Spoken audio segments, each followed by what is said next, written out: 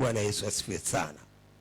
Geukia jirani, mwambie kuna mwanga unakuja katika maisha yako. Amen. Kama vile nilitangulia kusema, my name is Bishop John Cecilia and I greet you all, the church and the people in the Facebook live. Greetings in the name of Jesus Christ. Tunawakaribisha muungane pamoja nasi katika ibada ya siku ya leo. Tunapenda kusikia neno la Mungu. Najua kwamba hatujasifu pamoja na wewe, lakini neno la Mungu litakufikia popote pale ulipo, nyumbani, kazini, wherever you are watching this. May God bless you in Jesus' name. Hallelujah. So let us get to the word of God in the book of Isaiah chapter 61. Isaiah chapter 61, verse 1. Verse 1, the Bible says,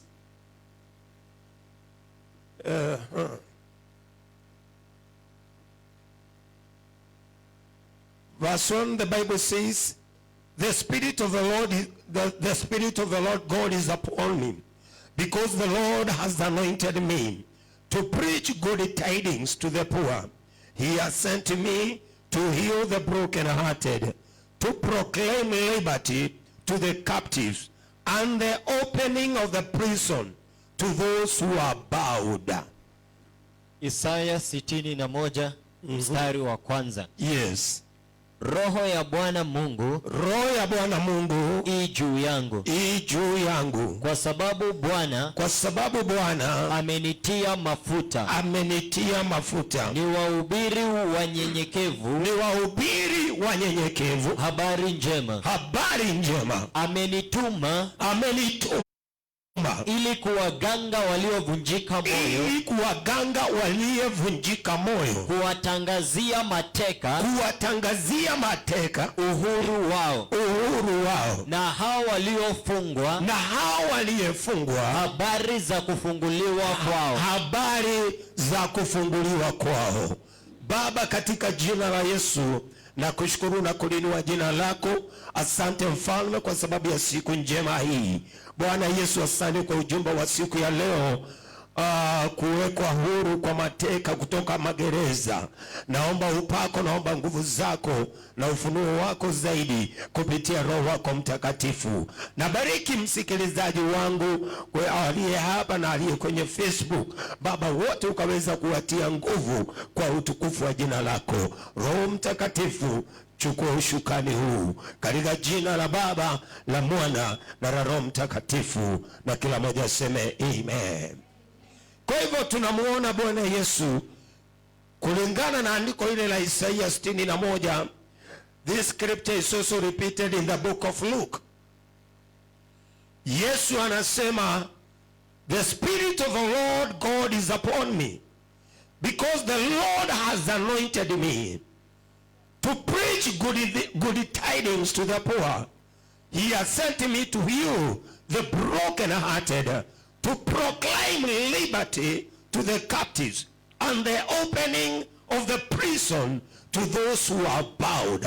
Bwana Yesu asifiwe sana.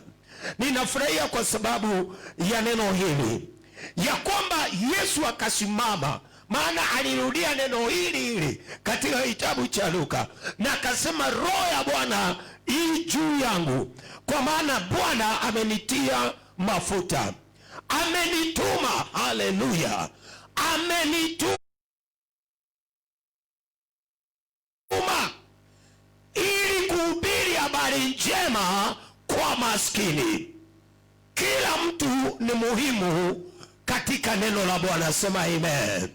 Tajiri wala maskini, wote ni muhimu mbele ya kiti cha Mungu. Na kwa hivyo ni kusema ya kwamba hufai kujidharau hata kama maisha yako ni ya chini. Nataka nikukumbushe, Kristo alikuja kwa sababu yako. Yesu alikuja ili ya kwamba uokolewe na upate uzima na uwe nao tena. tele tele. Jesus came because of you and because of me. That's why he says, Mungu amenituma nihubiri habari njema kwa niwahubiri habari njema maskini. He has sent me to heal the broken hearted. And everybody is taken care of. Waliovunjika moyo, waliokata tamaa katika maisha, ninaleta habari njema ya kwamba kuna uvuvio tena, kuna uponyaji tena katika jina la Yesu. If you have given up in life, there is hope in the name of Jesus Christ. If you are broken hearted, there is God who can heal your wound. Kuna Mungu awezaye kuponya vidonda vyote ambavyo wanadamu wamekuweka pale kazini, pale biasharani. Wengine ni wapenzi ambao wamekuacha na vidonda, lakini kuna Mungu mbinguni ambaye anaponya vidonda katika jina la Yesu. It doesn't matter how much you are hurt, there is God in heaven. May God heal your wound. Mungu aponye vidonda vyako. Mungu akupiganie vita kinyume na wanao pigana na wewe katika jina la Yesu. Sema amen. Ndio sababu Yesu akaja. Do you see that problem that you are facing today? That is why Jesus came. Amen. Ili ya kwamba tunapofika mwisho, Mungu anatufungulia mlango mwingine. Wakati tunaona tumekanyagwa chini, Yesu akaleta habari njema, akasema don't give up, there is hope. My dear Rachel, there is hope for another good job. Itakao kukubalia kuja church kila unapopenda kwa jina la Yesu. My dear Nyambura, never sleep again on Sunday. It's a day to seek the Lord. Hapa tu ndio stress zinaweza ishia. Hapa tu ndio stress tunaweza zikanyagia chini katika jina la Yesu. Maana Mungu wa Yesu akasema, njooni kwangu nyinyi nyote mnaosumbuka na kulemewa na mizigo. Haleluya. Sisi hatusemagi kama Hamo mwenye anasemaga njooni na mizigo yenu, lakini mtarudi nayo kwa sababu hata yeye hawezi. Sasa sisi hatusemi kama Profesa Hamo. Si tunasema leta mizigo kanisani na ubaki na uache mizigo wapi? Uache mizigo hapa. It is prohibited. Wanasema hivyo kwa Kiingereza.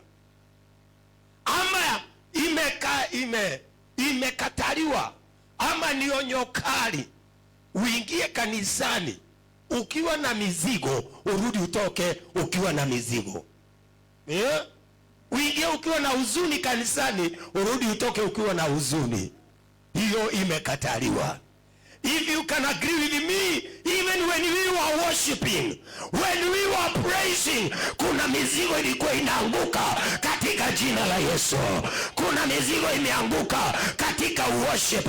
Kuna mizigo imeanguka katika sifa, na hata kumalizia neno utakuwa free katika jina la Yesu. Sema amen. That's why the Bible says ya kwamba he has sent me to heal the broken hearted. Hata jana kuna kama Inisi kalinitumia message, kaniambia Uncle, I need an advice from you. Nikamwambia stay here. Sema nisikie. Kaniambia there is this guy I have been dating for like about 1 year. And the guy siku hizi ni kama mimi ndiye najiforce kwake. So nikamwambia don't force yourself. Praise the name of the Lord. Nikamwambia don't force yourself. Akaniambia nasikia amenivunja moyo. Nikamwambia don't worry. There is God in heaven. Don't force anything. Wacha kila kitu kijipeleke vizuri. Ukiona ijipeleke ujue kuna shida. Bwana Yesu asifiwe. Kwa hivyo hata wewe zile broken heart ndio ambazo unapitia, na kukumbusha kuna Mungu mbinguni katika jina la Yesu. Listen to me. wewe ambao umewachwa na mchumba, wewe ambaye umewachwa na marafiki, wewe ambao watu wamekusahau, wewe ambaye umefutwa kazi, nisikilize, kuna Mungu juu mbinguni. Yesu akasema, Baba amenituma ili niwagange. Kiswahili nasema niwagange waliojeruhiwa. Oh, haleluya! Ni wagange waliojeruhiwa. Yesu ndiye daktari. Yesu ndiye daktari mkuu. Yale ambayo yasiwezekana kwa mwanadamu, Yesu anaweza katika jina la Yesu. Yesu anaweza katika jina la Yesu. May God treat you. May God heal your wound. Mungu akutengeneze. Mungu akutengeneze magonjwa yako yote katika jina la Yesu Kristo. Ndio akasema, nimetumwa. I feel to repeat this to somebody. Yesu alitumwa kwa ajili yako. Be ready to receive your miracle today in the name of Jesus Christ. Be ready, whatever challenges you are passing through today, be ready to receive your miracle in the name of Jesus Christ. There is a door that is opening for you. Kuna mlango unafunguka. Lakini mstari huo hapo chini akaendelea kusema, to proclaim liberty to the captives and the opening of the prison to those who are bound. To proclaim liberty, kutangaza uhuru kwa mateka na kufunguliwa. Sijui ama imesema kufunguliwa. And the opening of the prison to those who are bound.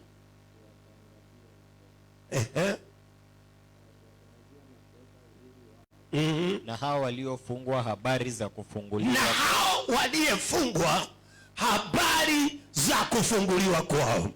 Kuna kitu nilikuwa nataka ni insist hapa. Wakati Yesu anaongea kuhusu prison, pengine watu wangefikiria ni zile jela za kawaida. Watu wangefikiria ni Kamete prison. Watu wangefikiria ni sijui ni gani prison hizi za hapa duniani. Lakini let me tell you, pamoja na hiyo, Yesu alikuwa anaongea jela ya shetani. Jela ambayo watu wengi wamekamatwa na wamefungwa katika maisha yao. Kuna jela ambazo zinatumikisha watu hata kama hujaenda Kamiti, lakini hata ukiwa kwako, hata ukiwa kazini, kuna mambo ambayo yamefungwa. Kuna kazi zako ambazo zimefungwa. Kuna nyota yako ambayo imefungwa. Na ndiposa ya kwamba kuna watu hata wakijaribu kufanya nini hawasongi mbele, kwa sababu kuna watu wamewakamata. Kuna watu wamewakamata na wakawaweka kwenye korokoro. Bwana Yesu asifiwe. Wakawekwa kwenye korokoro. Kuna familia ziko kwenye vifungo tofauti tofauti. Kuna familia zinajulikana na hii weakness. Wengine ni familia ambazo hawaolewi. Wengine wakiolewa wanajulikana hawakai kwa waume zao.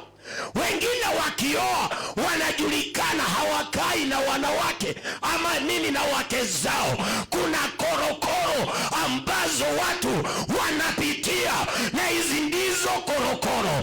Yani hata zingine ni kwamba hata watu wapate pesa namna gani, lakini zile pesa hazitawahi wasaidia. Familia inajulikana kwa kutengeneza pesa, lakini kuna jela aina fulani ambayo ile familia iko ndani. Kuna madhabahu ambayo iliinuliwa na ikafunga ile familia, na ikasemekana no matter how much they try but they will never make it in life. Mtu akawatangazia, akachukua picha zao, akaenda akazifunga, akachukua mavazi yao, akaenda akafunga, akachukua nyayo za miguu yao, akaenda akazifunga, na akasema, nimesema muradi niko hai, this family will never succeed. Wakaenda kwa waganga, wakapeleka jina lako. Wakaenda kwa waganga, wakapeleka jina lako, na wakasema nataka unifungie huyu mtu. Wengine wamezikwa hata kwenye makaburi, wengine wamefungwa kwenye miti, yani kiunoni, mikononi, unapata ya kwamba umefungwa. And no matter how much you try, no matter how much you try to come out of that pit, ndipoza watu wengine pia ulala wakiota ndoto mbaya mbaya, kwa sababu kuna mtu aliyekamata anga, akakamata anga yako. Kila siku unaota ukipanda milima, unaota ukijaribu kutoka kwa shimo, lakini baadaye unajipata umeteleza, umerudi mpaka kule chini. Lakini kabla hujanduda chini, unaamuka ukiwa katikati ya hewa. Unaamuka ukiwa umeshtuka. Paka mwingine anaamuka anasema yani, hata kama uko na mwenzako anakuuliza nikiwe nini wewe, kwa sababu kuna vifungo. Kwa hivyo Yesu hakuwa anaongea jela ya Kamiti, alikuwa anaongea ile jela mwanadamu amefungwa. Watu walikuwa wamefungwa, na bado watu wamefungwa mpaka siku ya leo. Na ndiposa anasema hivi, and the opening of the prison to those who are bound, kuwafungua waliyefungwa. Hallelujah, hallelujah. Kuvunja nyumba za majera ndio watu waweze kuwa huru. Watu walioonewa, watu waliopigwa, waliopigwa na wachawi, waliopigwa na waganga, waliolaaniwa laana za kifamilia.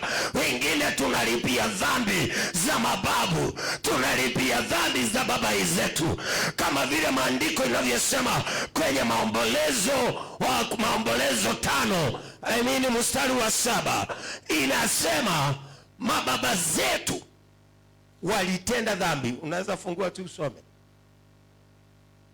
na hawapo tena, lakini sisi ndio tunayelipia madeni zao. Hebu soma Maombolezo 5 mstari wa 7. Baba zetu walitenda dhambi, baba zetu walitenda dhambi, hata hawako, hata hawako, na sisi tumeyachukua maovu yao, na sisi tumeyachukua maovu yao. Praise the name of the Lord. They died without repentance. They welcomed, walikaribisha waganga nyumbani, wakainua madhabahu, mganga akakanyaga ule mchanga, kondoo ikachinjwa, kichwa ikazikwa kwenye mchanga, katikati ya shamba kukawekwa kitu. Lakini mzee akarudi akafa kabla hajatubu zile dhambi.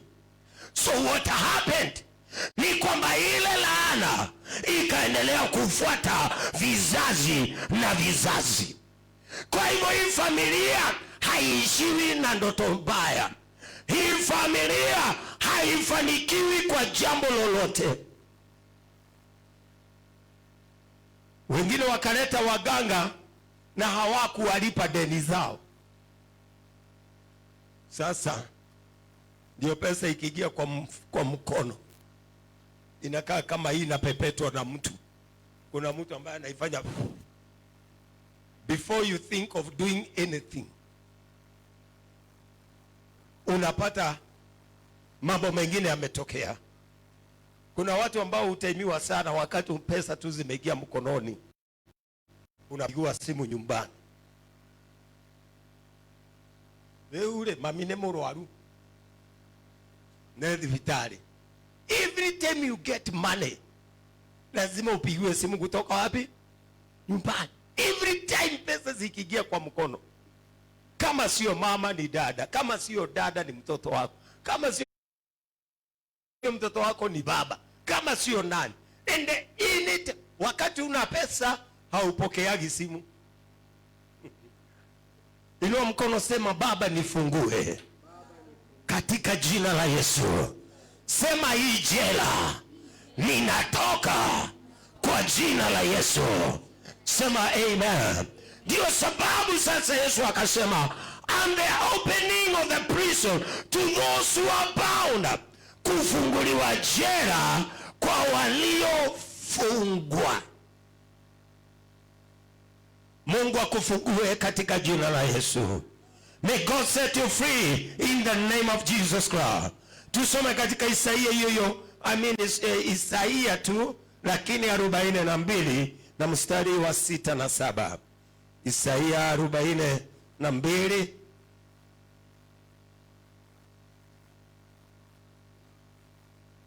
Isaia 42.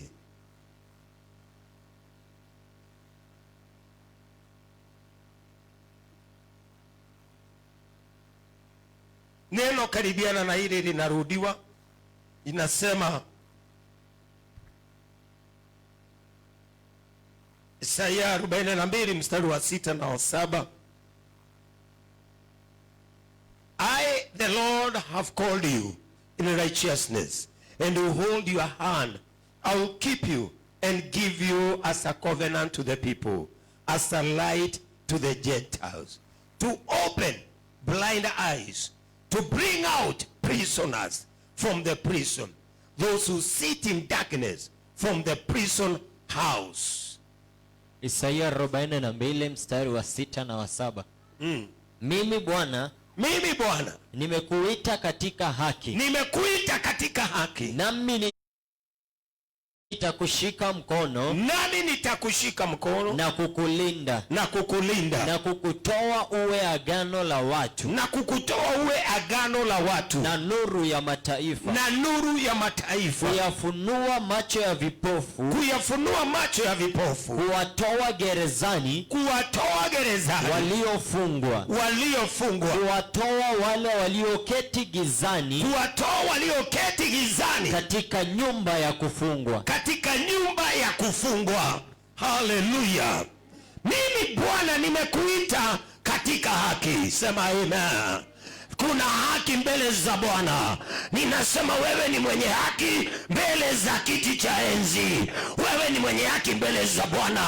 Wewe hufai kuhukumiwa sababu ya dhambi ya baba yako, sababu ya maovu ya babu yako, sababu ya maovu ya mama yako wala ya baba yako. Haufai kuhukumiwa, maana wewe ni mwenye haki. Lakini wakati mwingine tumekosa kujielewa na tunaona mambo ni kawaida. Tunaangalia situation, tunaona kama hii hali ni ya kawaida. Wengine hata wamekuwa na sifa kusema kwamba sisi kwetu tunakuaga hivyo.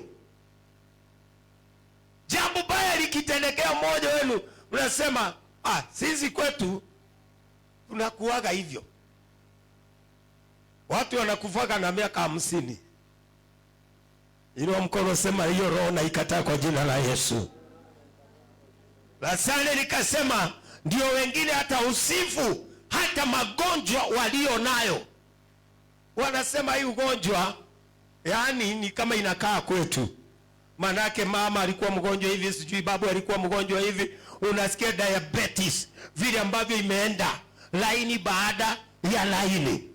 Kumaanisha katika ile familia kuna kifungo ambacho kinafaa kuvunjwa. Na sasa hapa mstari wa 7 inasema to open blind eyes, to bring out prisoners from the prison. Kwa hivyo kuna wafungwa wanafaa kutolewa katika kifungo. Kwenye kifungo, sema amen. Inua mkono, sema hata mimi ninatoka kwenye kifungo. Sema laana ya familia uniachie kwa jina la Yesu. Sema kila matatizo, kila changamoto ninazopitia niachie kwa jina la Yesu. Sema kila milango ya mashambulizi iliyefunguka katika maisha yangu kwa jina la Yesu ninafunga hiyo milango, ninafunga hiyo milango. Sema amen. Hallelujah. Ndio sababu anaambiwa hapa to open blind eyes, maitho marĩa matonaga, mpaka tunakuwa vile neno inasemaga, wana macho lakini hawaoni. Unaona vyo ni kuru, lakini wewe unasema hiyo ni kawaida. Niko hapa kusema sio kawaida. Niko hapa kusema si kawaida wewe kuteseka. Sio kawaida wewe kutolala usingizi ukamaliza. Sio kawaida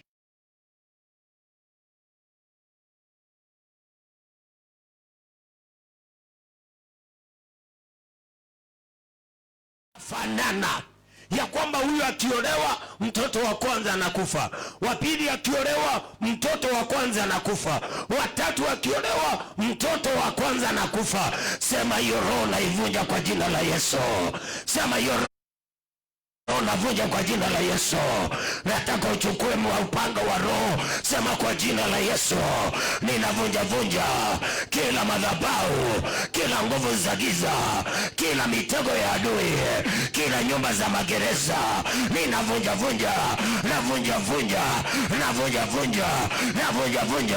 katika jina la Yesu. Sema amen. Hey, we are unique in the name of Jesus Christ. To bring out prisoners from the prison. To bring out prisoners from the prison. Kifungo sio ile ya Kamete tu. Sema amen. Kifungo sio ile ya Kamete. Tunafungwa na watu wasiotupenda. Tunafungwa na watu wa nyumba zetu. Mika 7, Mika 5, sijui ni 7 ni 5:7. Inasema adui ya mtu ni mtu wa wapi? Wa nyumba yake mwenyewe. Most of the time watu wa nyumba yako wana nguvu nyingi za kukukamata. Wana njia nyingi za kuharibia mtu maisha. Why? Because kuna ile damu ambaye inawapatanisha. Lakini kama mimi si wa familia yenu, utasumbuka sana kabla uniroge. Utasumbuka kabisa. Lakini kama ni wa laini moja, ni damu moja, hiyo kumalizana inakuwa rahisi. Na ndio sababu ikasema adui ya mtu ni mtu wa nyumba yake yeye mwenyewe. Kwa hivyo ikasema hivi, those who sit in darkness from the prison houses.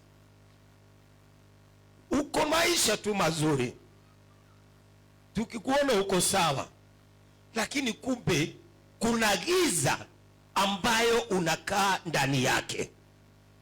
Kuna giza inakuja katika maisha yako kuzuia mwanga wa Mungu kutimiza mapenzi yake katika maisha yako. Kuna watu hawalali usiku na mchana wakihakikisha kwamba wamekufunga. Watu wengi, wamama wengi unyaganywa waume zao, na mzee anaenda kwa sababu yule mama atatumia mbinu zote. Ataenda kwa wachawi, ataenda kwa waganga, atatoa kafara, atatoa madhabihu akisema nataka huyu mzee akuwe wangu. Nataka huyu mzee akuwe wangu. Kwa hivyo ataenda aanze kufunga yule mzee. Yule mzee kukakaa kidogo atakuwa naona familia yake anawapiga mateke. Na sisi tunaanza kusema huyo mzee ni mbaya.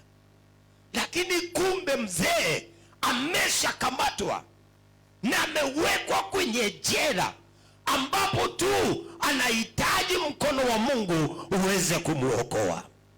Na watu wengi huona kama ni mambo ya kawaida.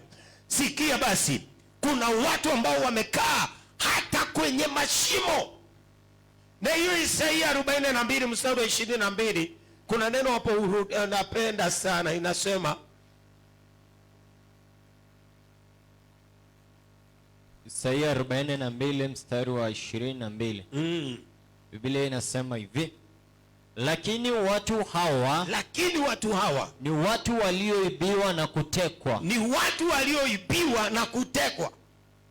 Wote wamenaswa wote wamenaswa katika mashimo, katika mashimo, wamefichwa katika magereza, wamefichwa katika magereza, wamekuwa mawindo, wamekuwa mawindo, wala hapana aokoaye. wala hapana okoaye. Fikishe tu hapo kwanza. Yani hao ni watu walioibiwa na kuteswa, wametegwa kwenye mashimo na wamefichwa kwenye nyumba za magereza. Kwenye nyumba wamefichwa. Kuna watu ambaye ndio hata Mungu awarudishe, yani ndio wakombolewe, mioyo yao iko mbali sana, mahali ambapo imefichwa. Ndio sababu watu walikuwa wanasema osho ni mwekere shufa. Kuna watu walikuwa wanasema hivyo, huyo mtu ameweka kwenye nini? Kwenye chupa. Ana control yako na remote na yule sijui nitumie jina gani, aliyemkamata. So unakuta ya kwamba yule mtu aliyekamatwa yuko kwenye mateso, lakini yeye hataona kana kwamba kuna shida. Hata wakati anapiga mke wake sababu ya mama mwingine ambaye hawajafanya kazi na yeye, hawajadhukoma na yeye, hawajapata mali pamoja.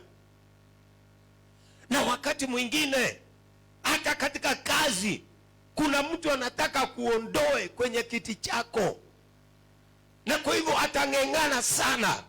Anafika kazini mbele yako, anaweka madawa kwa kiti, ndio ukija ukikalia hapo, mdosi akikuona anaona ukiwa sura mbaya, anakuambia enda nyumbani nisikuone, hata bila sababu. Jera kasema watu hawa wamefichwa kwenye magereza, kwenye nyumba za magereza, wametewa kwenye mashimo. Inua mkono, sema katika jina la Yesu, kila shimo nafsi yangu imewekwa, ninaing'oa by fire, ninaing'oa by fire katika jina la Yesu. Sema kila nyota yangu waliyekamata na kuweka kwenye mashimo, ninaing'oa kwa jina la Yesu, ninaing'oa kwa jina la Yesu. Sema kila jela, kila nyumba za gereza, pasuka kwa jina la Yesu, pasuka kwa jina la Yesu. Sema break, Break. in the name of Jesus. Yeah. We need to be free. We need to enjoy life. And that's why Jesus is saying, God sent me and he ordained me to set the captives free and to open the houses of prison. Kufungua magereza ndio watu waweze kutoka. First of all, nataka ujue ya kwamba huwa anasema watu waliokamatwa hawana uhuru wao. Sema amen. Watu walionaswa hawana control ya maisha yao, hawafanyagi kile wao wanataka kufanya, because there is a certain force ambaye usukuma yule mtu kutimiza yale ambaye waliyemfunga wanataka. Kuna familia nyingine wakijaribu hata kujenga nyumba ya mawe, wakijaribu hata kuinua, kufikiria ati wanaweza jenga, na kuna mtu amesema hii mchanga hautawahi jengwa nyumba, hao watu hawatawahi jenga nyumba mzuri. Hata ukimwaga mawe hapo roli moja, wanarudi pale kutia madhabahu yao nguvu, kusema tulisema hao watu hawatawahi fanikiwa. Kwa hivyo katika shimo ujue hakuna mwanga. Na ndio imesema hapa Isaia hii mstari wa 8 ya kwa wa 7, those who sit in darkness from the prison house. Gutirio kindu mundu onaga kiega kana kiuru. Wakikuwa wanasemaga ndamenyaga ĩrĩo kaneki atia kaneteo ndamenyaga ĩrĩo kaneteo. Wengine wamepigwa na pepo ya ulevi, ulewa. Watu wengine wanasoma, wanapata kazi mzuri, lakini mtu anawaonea wivu, anawapiga. Watu wanaanza kulewa mpaka mtu anafutwa kazi, awe ni mwalimu, awe ni mtu wa bank, awe ni mtu wa ofisa wa serikali. Unapata tu ya kwamba amewacha kazi na amerudi kuwa mtu ombaomba. Ikomi ganywe ga karikari, sijui ni karikari ama ni nini. 10 bob anakuomba 10 bob. Ukipewa historia yake, ni mtu aliye na degree zake, ni mtu alikuwa ameajiriwa na gava vizuri, ni mtu ambaye alikuwa anaishi maisha mazuri. But somebody somewhere akapata nafasi ya kufunga huyu mtu kwenye jela na kwenye mashimo, akae katika giza, asijue ĩrĩo kaneteo. May God have mercy on us in the name of Jesus Christ. Inua mkono, sema kwa jina la Yesu, wanaoikamata anga yangu ili nisifanikiwe, natuma moto wa Mungu katika jina la Yesu. Natuma moto wa Mungu katika jina la Yesu. Natuma moto wa Mungu. Sema chomekeni, sema chomeka, chomeka. Wachawi wachomeke, waganga wachomeke, wanaoichukia nafsi yangu wachomeke, wanaoniapia kwamba sitafanikiwa na wachomeke kwa jina la Yesu. Sema na kila silaha walionitumia siku ya leo ninairejesha back to the sender, back to the sender, back to the sender. Sema kila nyumba ya magereza, I am coming out, I am coming out, I am coming out, I am coming out. Sema amen. Amen. Come out of those prison in Jesus' name. Come out of those prison in Jesus' name. Ikasema ya kwamba they are hidden in prison houses. Kwa hivyo hata gereza ni nyingi, maana inasema manyumba ama houses, nyumba nyingi tu za kufunga watu. Na ndio nikasema Jesus was not talking, ijapokuwa hata hao wako jera bado wanahitaji Mungu, lakini sana sana Jesus was coming because of those witchcraft, because of those who hate you, because of those wamekufunga lakini bado mnakula na wao na mnacheka na wao. Hello, watu wanakupenda, lakini mkitoka hapo jioni, watu wangapi maisha yao yameharibiwa na marafiki zao? Walikuweka kwa mtego wakijua, si ati hawakuwa wanajua, walikuweka kwa mtego. Ulipoingia kwa mtego wakakuruka, wakasema ni shauri yako, wakakuacha ukilia peke yako. Lakini leo nasema Mungu atatupanguza machozi katika jina la Yesu. Mungu atatupanguza machozi. Waliotukataa, waliotuacha tupate mabaya, Mungu atatufungua. Kila jela uliowekwa, natangaza unaenda kutoka katika jina la Yesu. Ndipoza ikasema hapo chini, sasa endelea hapo. 22 malizia hapo. They are for prayer. Wamekuwa mawindo, wala hapana aokoaye, wamekuwa mateka, wala hapana asemaye, rudisha. Bwana Yesu asifiwe sana. Yaani ukishatekwa, kupata mtu wa kukuokoa ni ngumu sana. Watu kile watafanya ni kusema huyu ni eremirwo, huyu ni erigirwo, huyu hata ajijuagi, huyu hata umpikie nini, huyu hata umwambie umpatie chochote hawezi kubadilika. Nisikie mtu, kama kuna watu wamesema huwezi badilika, leo nimekuja na habari njema.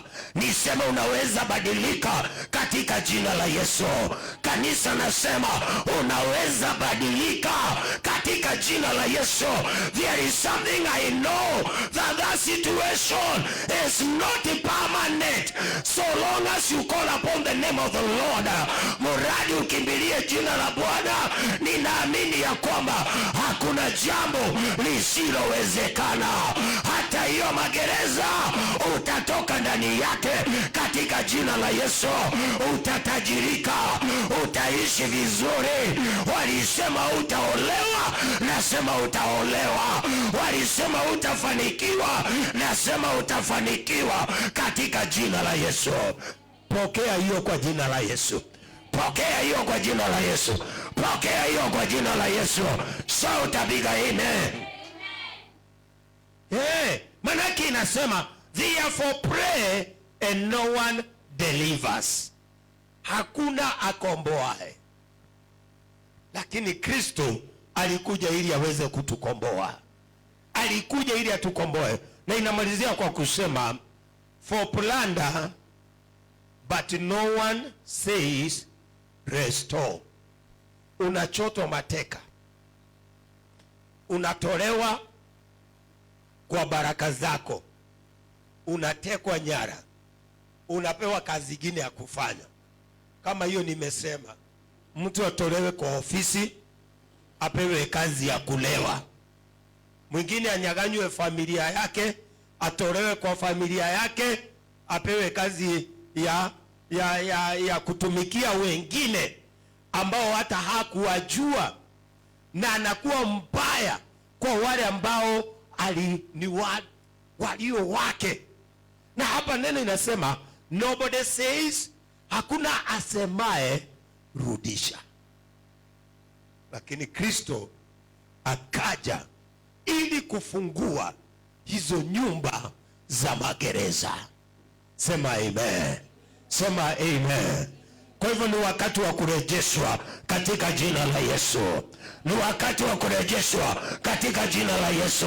Ni wakati wa kurejeshwa katika jina la Yesu. Waliyekuibia baraka yako, ninawaamrisha warejeshe. Warejeshe by fire. Warejeshe by fire. Kuna baraka yako imecheleweshwa, ninasema ifunguliwe katika jina la Yesu. Pokea hiyo kazi, pokea hiyo biashara, pokea hiyo utajiri, pokea hilo gari, pokea hiyo nyumba, pokea hiyo marriage, pokea hiyo ndoa, pokea kuinuliwa, pokea baraka, pokea ushindi kwa jina la Yesu. Maana Yesu alikuja kwa ajili ya hiyo kazi.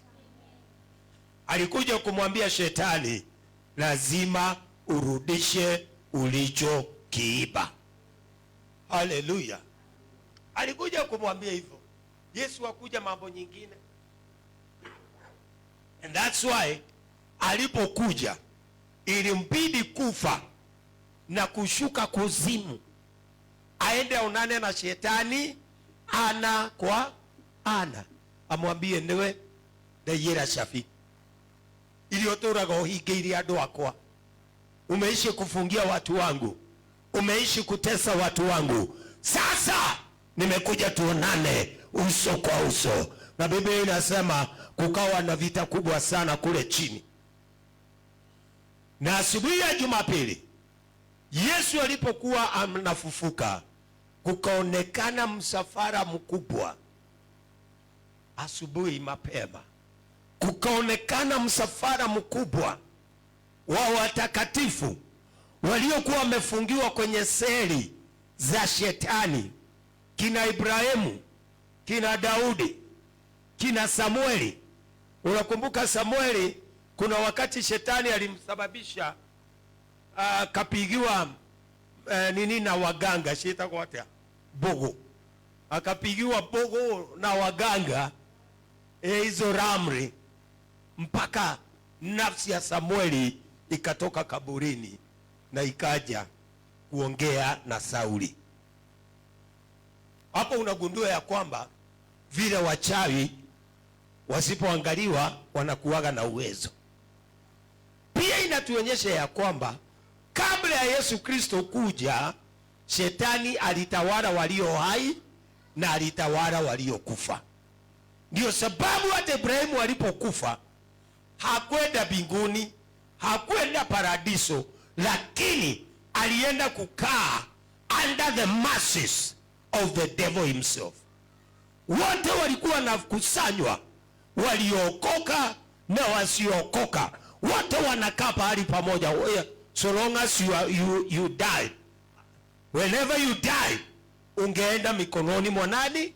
Mwa shetani. So unakaa huko, hata kama shetani hata kutesa, lakini ulikuwa unakaa wapi? Unakaa huko. But when Jesus came and when he died, na akashuka kule kuzimu, akamwambia shetani, enough is enough, nimekujia funguo. Sema amen. May you receive your key to your miracles, your keys to your breakthrough, your keys to your prosperity, your keys to that marriage, your keys to that office, your keys to that house, your keys to that car, your keys to that business, your keys to God's protection, God's deliverance, and the keys to bring you out of the prison houses. Somebody say hallelujah. Kamwambia, nipe funguo, nipe funguo. Utakaa na Ibrahimu hapa mpaka lini? Baba wa mataifa, baba wa imani. Yakobo utakaa na yeye hapa mpaka lini? Israeli mwenyewe utakaa na wao mpaka lini? Yesu akamwambia, I need the keys. And immediately alipohandiwa over the keys, kukatetemeka kila mahali. Bwana Yesu asifiwe sana. Dunia yote ikatetemeka, kukawa na mpasuko wa ardhi, na asubuhi na mapema kukaonekana jeshi kubwa la watakatifu wakitoka kule kuzimu na wakielekea mahali pazuri ambapo walienda kukaa wakitugojea, na sisi siku ile tutaenda kule waliko. Sema amen. Sema amen. So today, those who die in Christ, they go in a safest place. Huwa wanaenda mahali pazuri zaidi. Wale wanaokufa kabla ya kutubu dhambi zao, wao shetani huanza kuwashughulikia hata kabla ya the judgment day. Inua mkono, sema, Baba nisaidie na unikumbuke katika jina la Yesu. Sema amen. That's why unaona ya kwamba they lived in darkness. Ndio sababu unaona tajiri na Lazaro, na tajiri wa Lazaro na Ibrahimu walikuwa wanaongea. Walikuwa wanaongea when Abraham died. No, wakati tajiri wa Lazaro alikufa. Lazaro alipokufa juu alikuwa mtu mzuri, alienda akakaa kifuani mwa nani? Mwa Ibrahimu. Naye tajiri alipokufa akaenda karibia tu na wao. Kwa hivyo ni mahali wanaambiana, Ibrahimu ndeithia modo itu. Hii moto imenichoma sana, naomba ruhusa. Lakini leo watakatifu, wenye haki na wenye dhambi, if they die, they don't see each other. Sema amen. Tuliseparatiwa. Jesus came, akafungua nyumba za magereza, mahali watakatifu walikuwa wamefungiwa, na akasema enough is enough, ninawapeleka mahali pazuri, mtakuwa mnakaa pale mkigojea wenye haki. Na hata kuna andiko ambalo linasema wateule waliotutangulia wanagoja kwa hamu, hata wao wanauliza ni siku gani hili jambo litatimia, ndio hata sisi tutimiziwe ahadi, nigetha tuhingirio ciĩranĩro. May God fulfill his promises in your life. May God fulfill his promises in your life. May you come out of that darkness in Jesus' name. May you come out of that prison in Jesus' name. Jela ya laana za kifamilia, toka ndani yake kwa jina la Yesu. Kila jela za kuonewa, kila jela za kukataliwa, kila jela za kutofanikiwa, toka ndani yake katika jina la Yesu. Sema amen.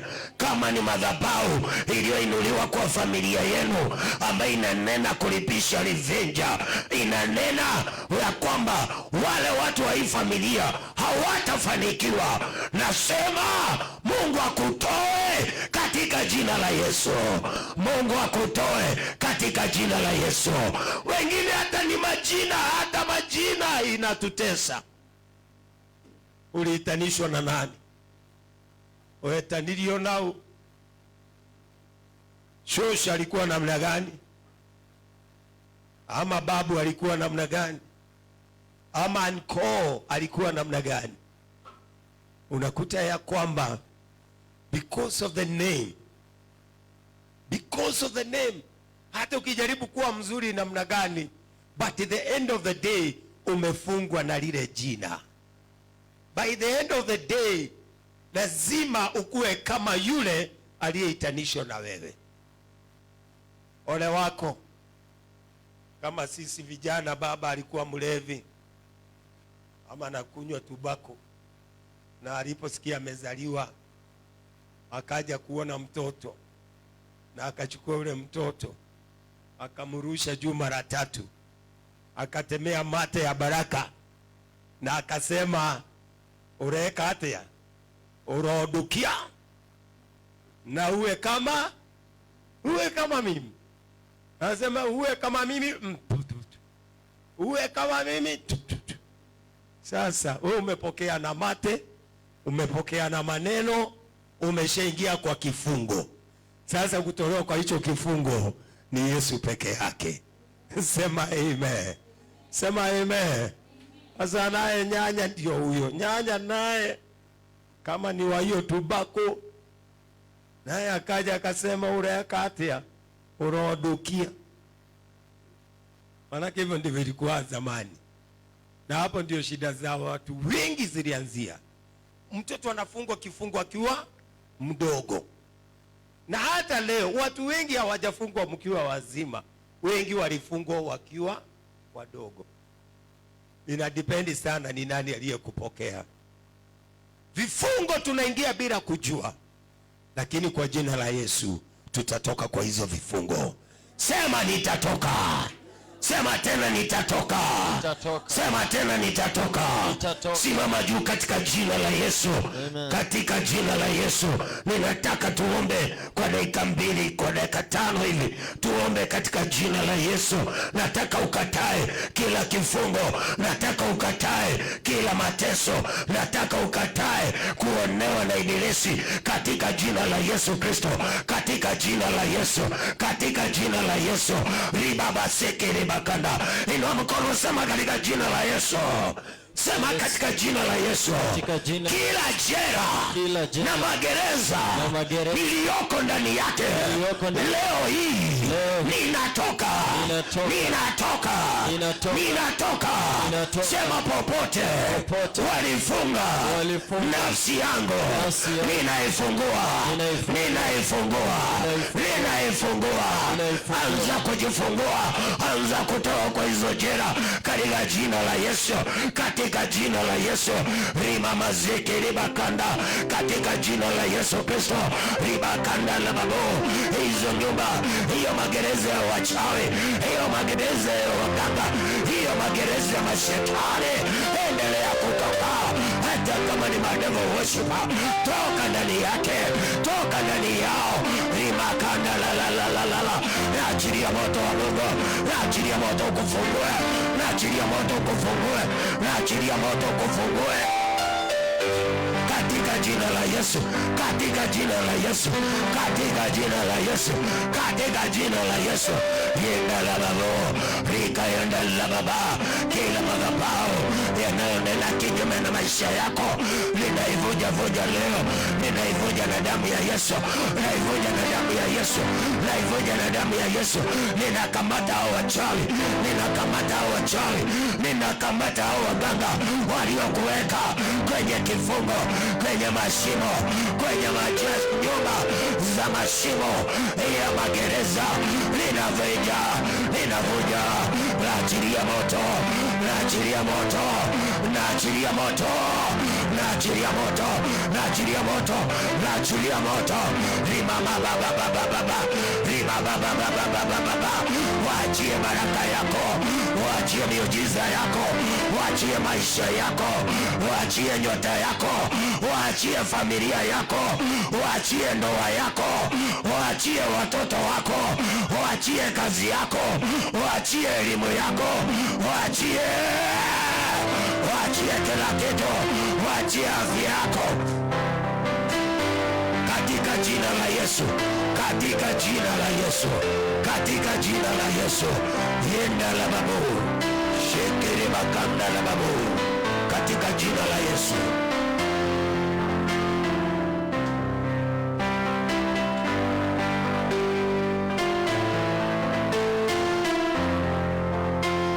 Wache nibariki hao watu kwenye mtandao, alafu tumalizie yetu pamoja katika jina la Yesu Kristo.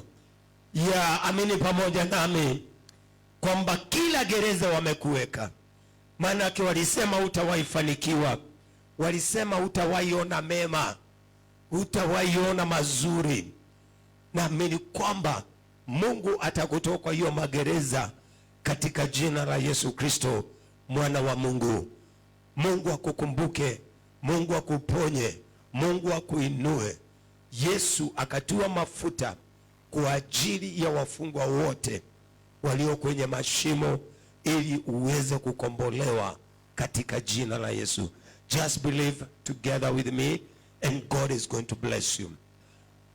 Baba, katika jina la Yesu ninabariki mtazamaji wangu, ninaachilia neema ya Mungu, naachilia neema ya kuvunjiwa nyumba za magereza popote ambapo nafsi yake imefungwa.